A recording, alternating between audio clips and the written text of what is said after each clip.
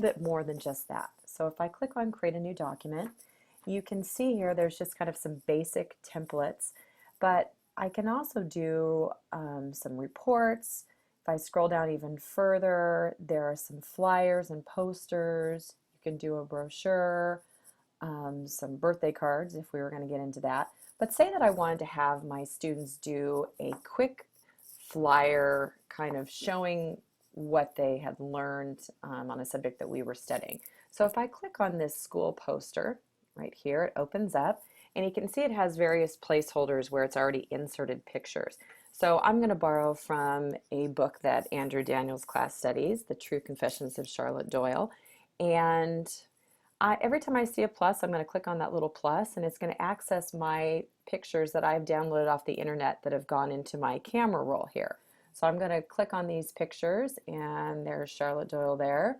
Here's another plus and I'm going to again grab another picture and I'm going to scroll over here, click the plus, and let's get one more. Let's get Ave. Now this one here I've decided, you know, I'm going to delete this one. And I'm actually going to click my plus over here and I'm going to put in some text. And I'm going to move my text box over here and I'm going to click in the box and I'm going to name this, I don't know, my True Confessions of Charlotte Doyle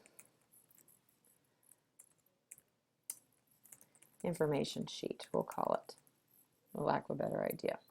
Okay. And I can see here, if I take this and I highlight my text over here, I can go down to the bottom and I can make it a little bit bigger if I want to do that. I can center it very easily. Okay, again, I'm just using my finger to make all these changes. Over here, I may decide, okay, I don't want to have that there. I can just highlight it and I can maybe change this to character introduction. And I'm going to get rid of that. And I'm going to click this picture here. I'm going to bring in one more picture. We'll bring in Mr. Hollybrass. And I'm going to select this here. And I'm going to cut that.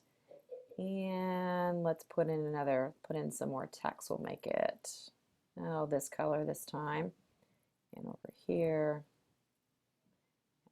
in there, so this is Mr. Hollybrass. And you can see that within a short period of time, I've actually created a little flyer, and I won't go into any more detail, but I've put in my pictures, I've added some text, and I've done it in kind of I've let the, you know, if I was a student, I've done it in kind of a creative way, and I've done it in probably about 3 minutes.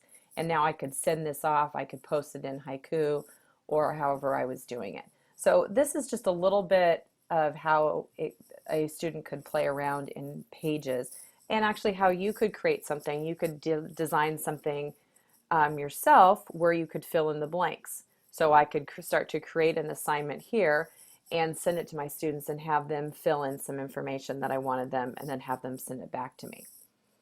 So I'm going to go actually now to, I'm going to close out of Pages and I'm going to talk about Notability.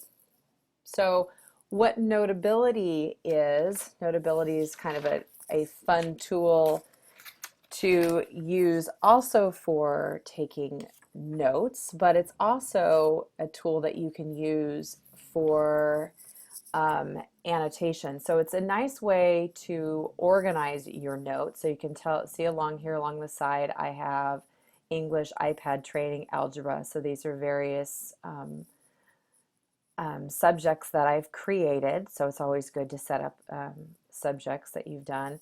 But what I've done is I have created a document as a teacher, and I've actually sent it, so I'm a student here, I've actually sent it to my students as a PDF, and they can now open it up, and what they're able to do is they can obviously read the PDF, but they can use the tools along the top. So they could use this highlighting tool, and if they saw something that was interesting, they could go through and they could highlight anytime they saw something they wanted to.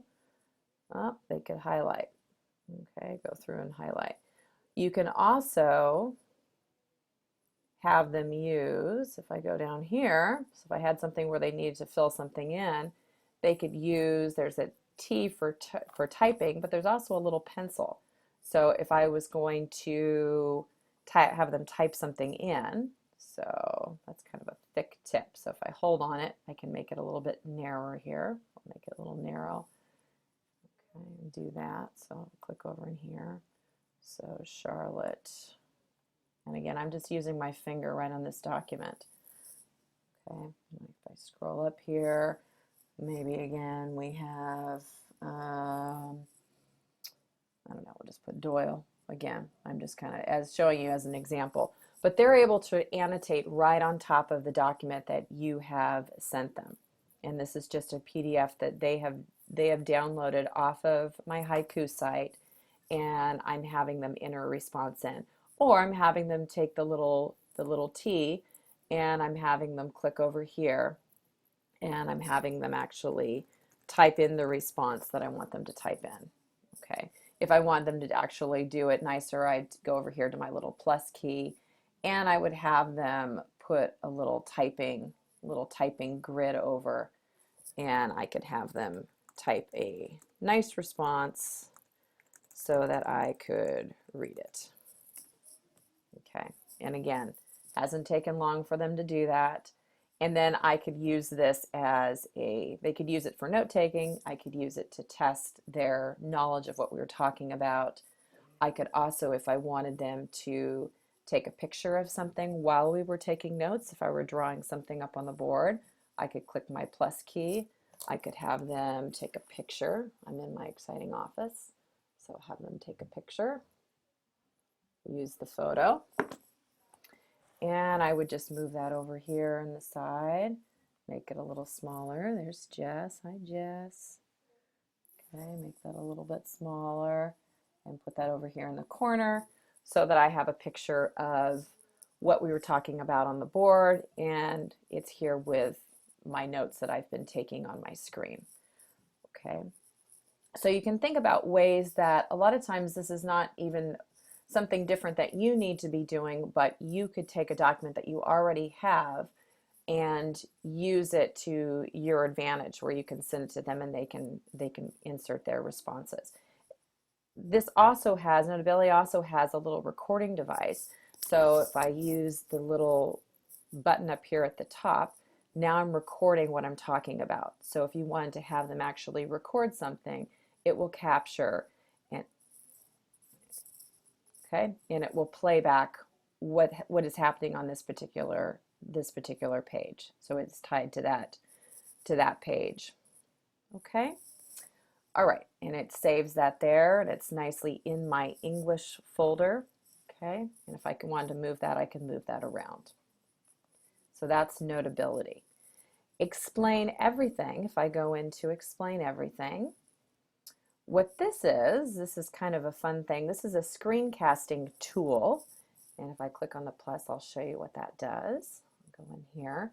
So I have a nice blank canvas that I'm looking at now, but what I'm going to do is I'm actually going to add in a picture for my background. So I'm going to go into my camera roll here, and let me see if I can find something. Well, let's see. Let me go back.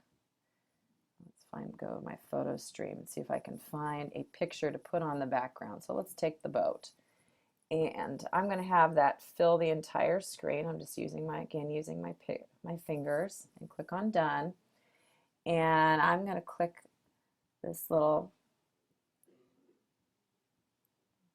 guy here. Okay, and I'm going to have that set to the background. So now this is my background. And what I'm doing, and this is the actual one that I did when I first introduced this to Mr. Daniel's class, is we set this to the background. We added some text along the top. So I'm going to put in my title, My True Confessions of Charlotte Doyle.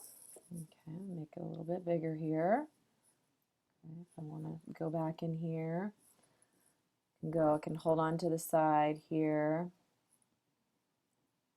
Okay, I can change that a little bit. I can make it a different font. Okay, there we go. Fine. I don't think I changed it, but we'll go with it. Okay, if I wanted to add some more pictures, I could add some more pictures. Again, this has a recording feature. So what makes this nice is I can actually record what's going on if I wanted to. So if I put some more pictures in there, so let me just take in one more picture. Oops, I keep fixing. Let's do photo stream again. So let me get Charlotte Doyle in there. And we'll click on done, and I can get her, kind of move her around. So there's Charlotte. So if I had something that I wanted to add in here, so I was recording something about Charlotte Doyle. She grew up quickly in the summer of the year 1832. Done.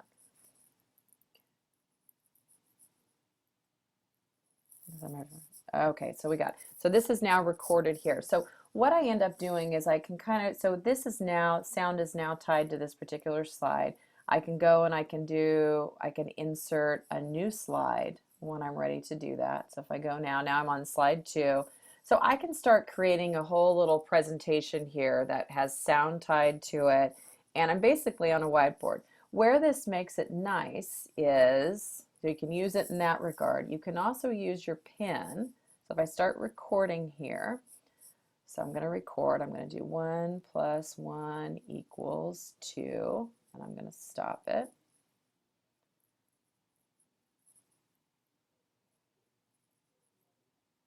Okay, and that actually is recorded back for me. So when I hit the record button and I started to use my pencil, it actually wrote it back for me.